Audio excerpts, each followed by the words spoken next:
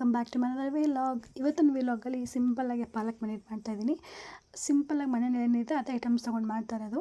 ನಾನು first ಪನ್ನೀರ್ಗೆ chilli powder ಮತ್ತು ಮೆಣಸು ಮತ್ತು ಉಪ್ಪನ್ನ ನೀಟಾಗಿ ಮಿಕ್ಸ್ ಮಾಡಿ ಅದನ್ನು ತುಪ್ಪದಲ್ಲಿ ಈ ಥರ ಹುರಿತಾ ಇದ್ದೀನಿ. ಅದಾದಮೇಲೆ ಅದನ್ನು ಸೈಡ್ಗೆ ಎತ್ತಿಟ್ಟೆ ಆರೋಕ್ಕೆ. ಅದಾದಮೇಲೆ ದೊಡ್ಡ ದೊಡ್ಡ ಪಾಲಕ್ನ ಈ ಥರ ಎಲೆಗಳನ್ನ ತೊಗೊಂಡು ಒಂದು ಅರ್ಧ ಕಟ್ ತೊಗೊಬೇಕು.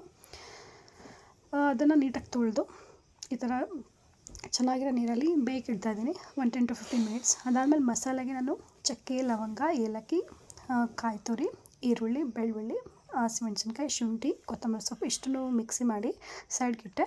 ಒಗ್ಗರಣೆಗೆ ಅದು ಫ್ರೈ ಮಾಡ್ಕೊಂಡಿದ್ನಲ್ಲ ಅದೇ ತುಪ್ಪಕ್ಕೆ ಒಗ್ಗರಣೆ ಹಾಕ್ತಾಯಿದ್ದೀನಿ. ಕರ್ಬೇವಿನ ಸೊಪ್ಪು, ಈರುಳ್ಳಿ ಮತ್ತು ಸಾಸಿವೆ 3 ಹಾಕ್ತಾಯಿರೋದು. ಅದಾದಮೇಲೆ ಮಸಾಲೆ ರೆಡಿಯಾಗಿದ್ದನ್ನ ಸಪ್ರೇಟಾಗಿ ಇಟ್ಕೊಂಡಿದ್ನಲ್ಲ ಅದನ್ನು ಇದಕ್ಕೆ ಹಾಕಿ ಫ್ರೈ ಮಾಡಬೇಕಾಗುತ್ತೆ. ಸ್ವಲ್ಪ ಹೊತ್ತು ನೀಟಾಗಿ ಈ ಥರ ಬಾಡಿಸ್ಕೊಬೇಕು. ಅದಾದಮೇಲೆ ಗೋಡಂಬಿ ಮತ್ತು ಪಾಲಕ್ ಬೆಂದಿರೋದನ್ನ ಮಿಕ್ಸಿ ಮಾಡಿಕೊಂಡೆ. ಆ್ಯಕ್ಚುಲಿ ಬಾದಾಮಿ ಓವರ್ನೈಟ್ ನೆನೆಸಿ ಅದನ್ನು ಪೇಸ್ಟ್ ಮಾಡ್ಕೊಬೇಕಾಗತ್ತೆ. ನಾನು ಅರ್ಜೆಂಟಾಗಿ ಬಿಸಿನೀರು ಹಾಕ್ಕೊಂಡು ಹಂಗೆ ಸ್ವಲ್ಪ ಹೊತ್ತು ಉಣಿಯೋಕೆ ಇಟ್ಬಿಟ್ಟು ಅದನ್ನು ಪೇಸ್ಟ್ ಮಾಡಿ ಅದನ್ನು ಇಲ್ಲಿ ಬೇಯ್ತಿರೋಂಥ ಮಸಾಲೆಗೆ ಆ್ಯಡ್ ಮಾಡಿದೆ. ರುಚಿಗೆ ತಕ್ಕಷ್ಟು ಉಪ್ಪು ಹಾಕ್ಕೊಂಡೆ.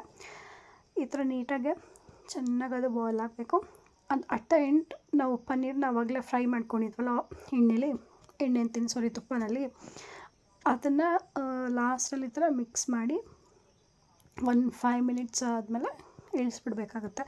ಈ ಥರ ಸಿಂಪಲ್ಲಾಗಿ ನೀವು ಮನೆಯಲ್ಲೇ ಮಾಡ್ಕೊಬೋದು. ಏನು ಫಟಾಫಟ್ ಅಂತ ಮಾಡ್ಕೊಬೋದು. ಟ್ರೈ ಮಾಡಿ, ಕಮೆಂಟ್ ಮಾಡಿ, ಲೈಕ್ ಮಾಡಿ, ಶೇರ್ ಮಾಡಿ. Thank you.